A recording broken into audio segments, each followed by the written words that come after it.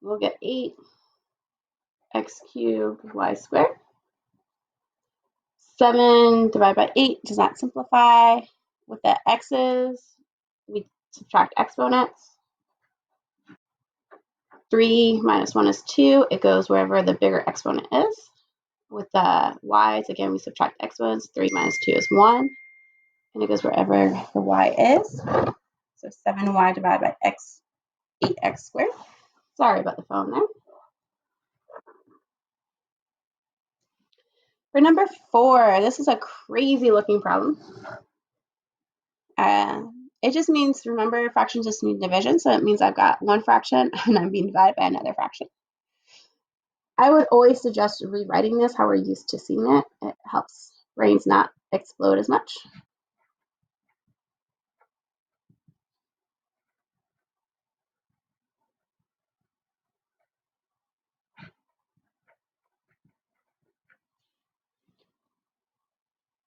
So we know we're dividing two fractions. So we're going to flip our second and multiply. That's the first step I would take.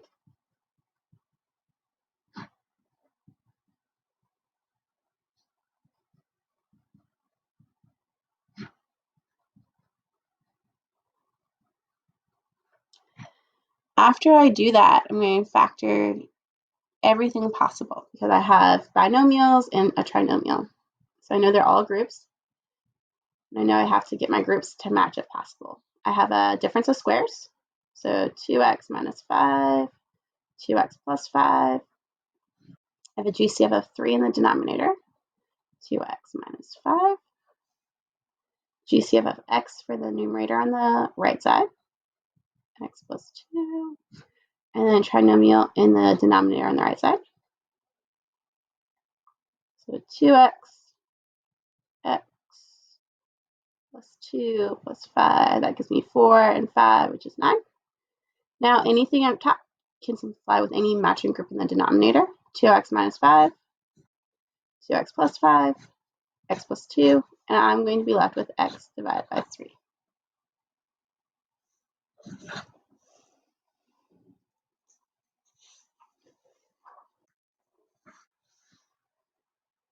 For my last problem, I have 3x minus 6 being divided by 2 minus x and x plus 3.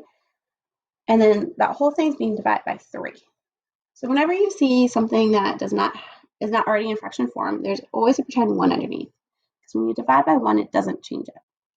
First thing we're going to do is flip the second and change it to multiplication.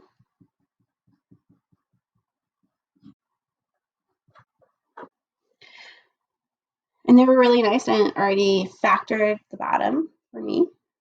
Now I just have to factor the top. So we're going to get a GCF of 3.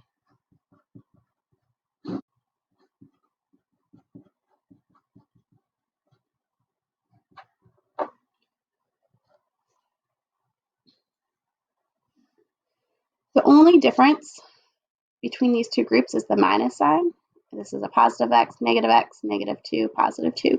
To flip all the signs, we're going to choose one, either numerator or denominator, and factor out a negative 1. It doesn't matter which. I'm going to do in the denominator. I like my x's to be positive and in front.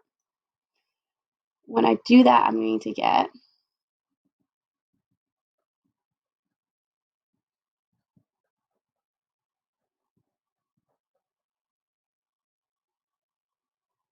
denominator. I think my spelling's bad there, but I tried.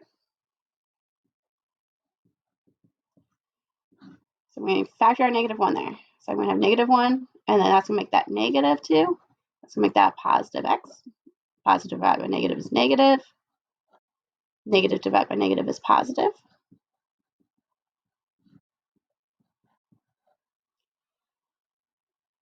X minus 2's are the same.